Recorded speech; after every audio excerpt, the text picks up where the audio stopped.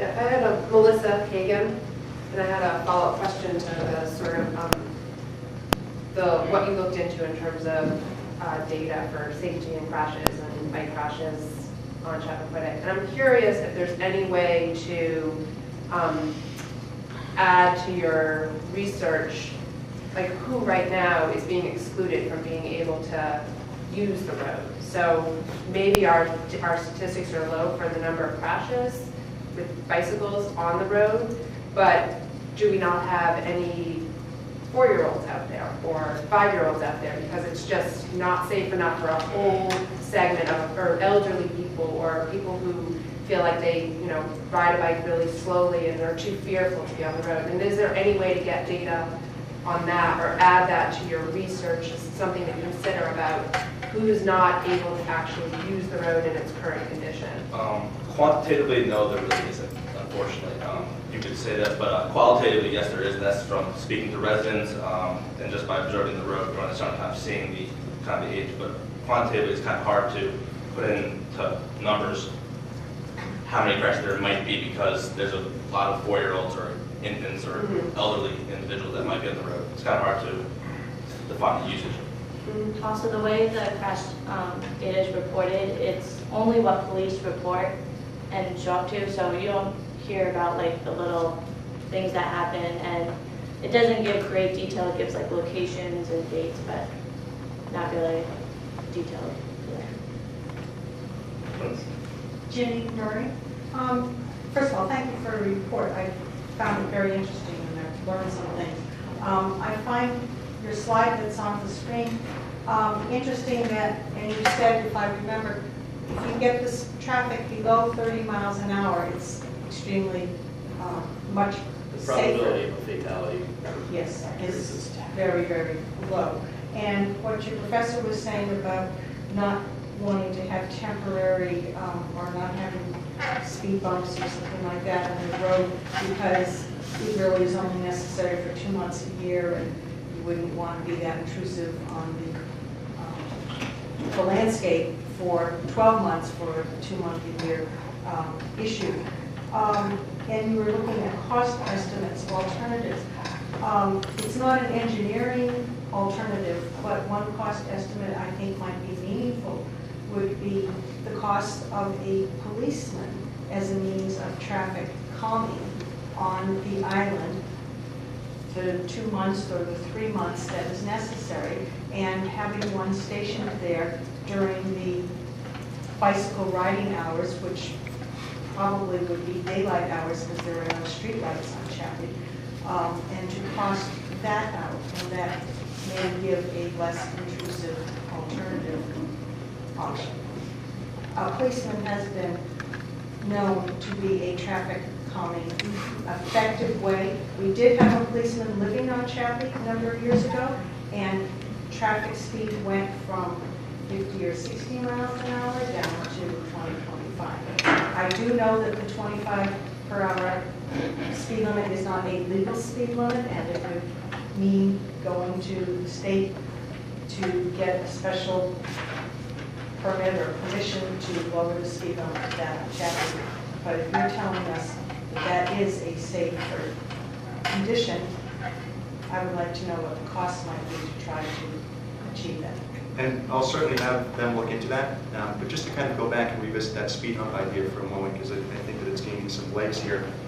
My thought is this: if you think about speed humps or some sort of traffic calming device, okay, I call it the 7-year-old rideability test.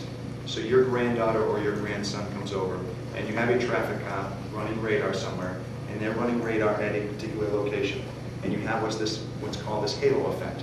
That has an impact for a certain amount of distance on the street. Okay, so they might be running radar at one location today. You see them, you slow down. The question is, are you going to let your 7-year-old son, daughter, cousin go out on that roadway when the speed humps are there and people are still speeding up in between those speed humps? Or after that police officer, you know that you're getting back on the accelerator and getting back to your 35 or 40 miles an hour. And so those are the types of issues. We're talking, sure, are there engineering solutions? There are. Okay, but we're also talking about the human factor, and what I've asked the students to do, and I think they've done a great job doing it, is come up with a complete street where you provide that safety, that efficiency and that comfort to all users, not just to the drivers.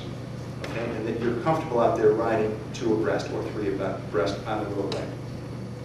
So hopefully that has answered your question. Also, something to add about the speed humps. When we were discussing homogeneity, we had the 3 aspects of it: mass, volume, and speed. The humps will reduce the speed, but you're still talking about a large volume of the vehicle itself and also the traffic out there, both with bikes and cars. So the speed humps only really take an effect one aspect of that. I don't like speed humps. Did you look at different road surfaces for a potential path? What did you conclude on that? We actually haven't looked into that yet. Obviously, it's going to come into what's available, what they can get over there, you know, that sort of thing. You know, what's most cost effective, what does the job. But we haven't looked into it that And we've heard the buzz term rural jewel feeling. What's going to fit? We don't want to. We wouldn't propose something that just kind of kills the field. If there's not cobblestones anywhere on the whole island, Martha's Vineyard or Chappaquiddick Island, it's obviously not. There's not brick pavers. You want something that looks like it fits in. You don't want it to stick out like a sore thumb, especially since it's supposed to be added to the island. And just to add to that, I mean, we have looked at it, we have thought of it, but we haven't looked into it specifically. We're thinking, obviously, it can't be pavers. It has to be some sort of paving, some sort of continuous path.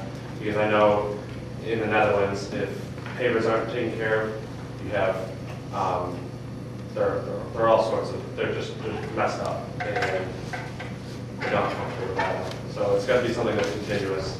So some sort of pavement, maybe a permeable pavement, maybe a colored pavement, something to that effect.